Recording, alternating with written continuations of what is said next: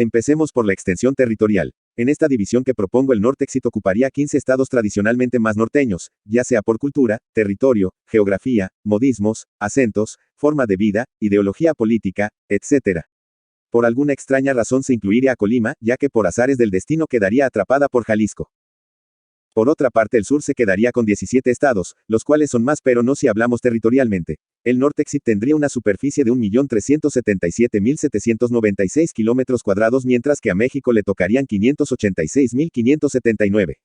Si el Nortexit fuera un país sería el 19º más extenso del mundo por encima de Perú, mientras que México bajaría hasta la posición 47. En población el Nortexit tendría 44.757.715 habitantes, mientras que México tendría 81.256.309, casi el doble. En densidad de población el Nortexit tendría 33 habitantes por kilómetro cuadrado, convirtiéndose así, en uno de los países con menor densidad poblacional en el mundo. Por su parte México se quedaría con una densidad poblacional de 138 habitantes por kilómetro cuadrado, dando un salto hasta el lugar 91 en el mundo.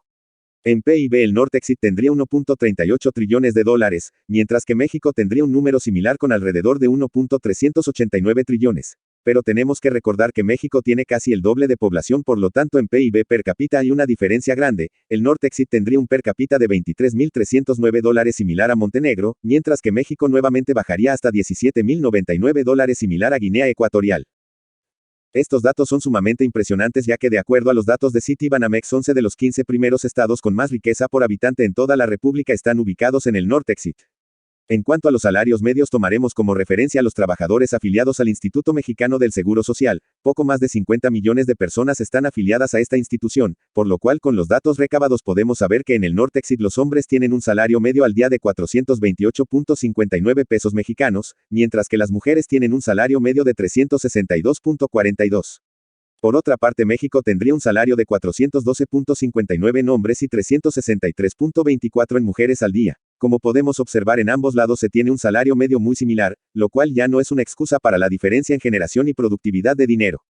Si hablamos de índice de desarrollo humano nuevamente el Nortexit tomaría la cabeza con un IDH promedio de 0.789 similar a Albania, mientras que México tendría un IDH medio de 0.758 similar al de Ecuador. Un tema muy importante es la pobreza. De acuerdo a Coneval la República tiene aproximadamente 43.9% de pobreza. La región más pobre sería para México con una pobreza media de 52,2%, mientras que el Nortexit tendría una pobreza media de 30,7%.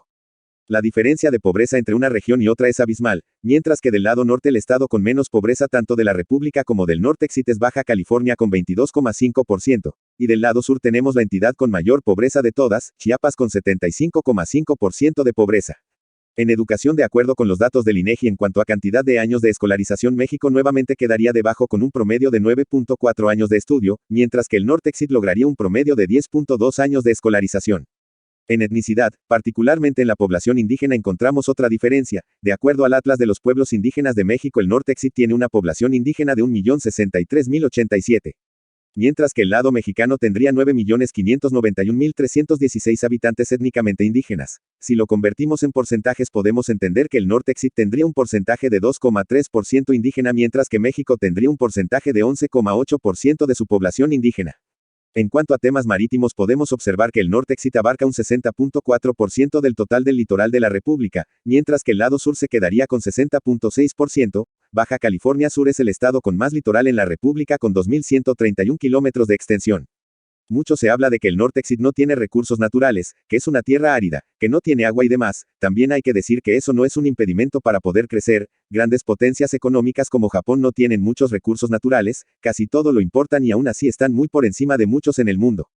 En el Nortexit están muchas de las entidades que registran mayor número en pesca, ganadería, agricultura, industria, zonas costeras, energías renovables. Grandes empresas globales fundadas en el Nortexit, como Otso, Cemex, Coppel, Lala, Soriana, Banorte, FEMSA, Afirme, Arca Continental, etc. Esta y muchas otras cosas más se mencionan para intentar desprestigiar el movimiento independentista del norte. Claramente el Nortexit tiene la capacidad para subsistir una vez separado. Las mayores carencias se concentrarían en el sur de la República.